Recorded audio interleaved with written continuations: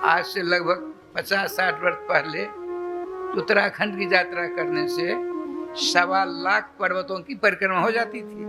1.25 लाख। आज कुछ नहीं, दिल्ली में बैठिए चाहे हरिद्वार में बैठे हवाई जहाज हेलीकॉप्टर से पहुंच जाइए, शाम को लौट आइए। जैसे यहाँ से पटना जाते हो आ जाते हो ना, इसी प्रकार से तो वह उतना ही फल भी तो होगा।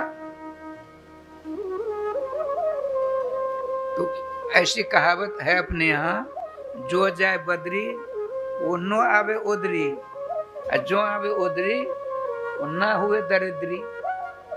अर्थात जो बद्रीनारायण का दर्शन करेगा वो माता के उदर में नहीं आएगा, मोक्ष प्राप्त कर लेगा।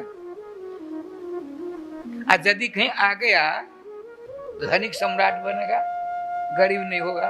राधे राधे, श्याम मिला दे।